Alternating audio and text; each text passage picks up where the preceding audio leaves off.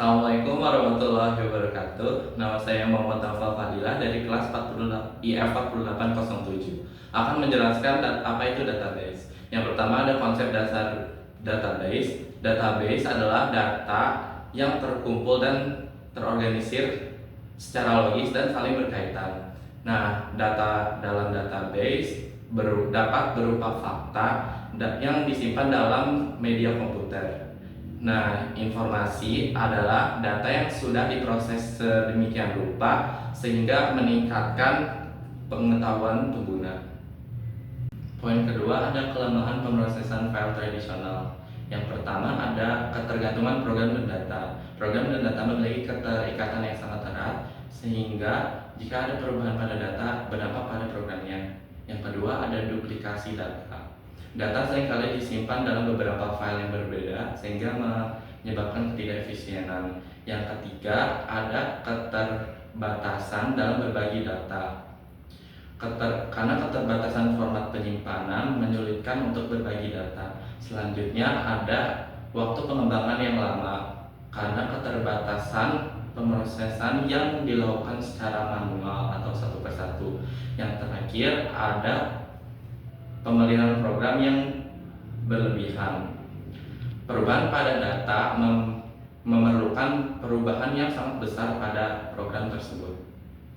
Poin ketiga yaitu kelebihan pendekatan basis data. Yang pertama ada independensi program dan data. Struktur data yang diubah tidak akan berdampak pada programnya. Yang kedua ada redundansi data yang terencana, mengurangi duplikasi data dengan cara menyimpan file tersebut secara terpusat. Yang ketiga yaitu konsistensi data yang lebih baik. Data lebih akurat dan konsisten karena dikendalikan melalui mekanisme basis data. Selanjutnya ada peningkatan dalam berbagi data. Data dapat diakses oleh banyak pengguna secara bersamaan. Selanjutnya ada akses dan responsivitas yang lebih baik. Query basis data memungkinkan pencarian dan pemrosesan data yang cepat. Selanjutnya ada pengurangan pemeliharaan program. Dengan adanya DBMS, pemeliharaan sistem menjadi lebih mudah. Selanjutnya yang terakhir yaitu mendukung pengambilan keputusan. Basis data menyimpan data yang telah diproses sehingga berguna untuk analisis dan pengambilan keputusan. Terakhir yaitu ada siklus hidup database atau database life cycle. Tahap pertama yaitu ada perencanaan atau tahap planning, memahami kebutuhan bisnis dan menentukan bagaimana sistem database dapat membantu, meliputi model perusahaan dan pemodelan konseptual. Selanjutnya ada tahap analisis, memeriksa kebutuhan bisnis secara mendalam dan menentukan struktur data yang sesuai, melibatkan permodelan data konseptual. Selanjutnya ada tahap menentukan desain logis dan desain fisik database. Desain logis menentukan hubungan antar data. Kalau desain fisik menentukan bagaimana data tersebut disimpan secara fisik.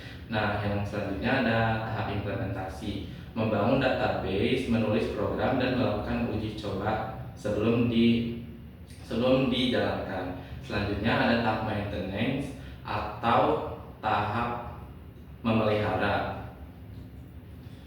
memastikan database tetap berfungsi secara optimal, memperbaiki kesalahan, dan meningkatkan performa. Sekian video dari saya, mohon maaf jika ada salah kata. Wabillahi taufiq wal hidayah. Wassalamualaikum warahmatullahi wabarakatuh. Siklus database atau database life cycle. Tahap yang pertama adalah planning. Planning adalah memahami kebutuhan bisnis dan menentukan bagaimana sistem database ini membantu, meliputi model perusahaan dan pemodelan konseptual. Selanjutnya ada tahap analisis. Tahap analisis memeriksa kebutuhan bisnis secara mendalam dan menentukan struktur data yang sesuai, melibatkan pemodelan data konseptual. Selanjutnya ada tahap desain, menentukan desain logis dan fisik database. Yang pertama ada desain logis. Nah, menentukan hubungan antar data. Selanjutnya ada desain fisik, menentukan bagaimana data tersebut disimpan secara fisik. Yang selanjutnya ada tahap implementasi. Nah, tahap implementasi yang dimana kita membangun database, menulis program, dan melakukan uji coba sebelum digunakan. Selanjutnya, yang terakhir ada tahap maintenance atau pemeliharaan. Di sini kita memastikan database tetap berfungsi secara optimal, memperbaiki kesalahan, dan meningkatkan performa. Sekian penjelasan mengenai database dari saya. Mohon maaf jika ada salah kata. Wabillahi taufiq wal hidayah. Wassalamualaikum warahmatullahi wabarakatuh.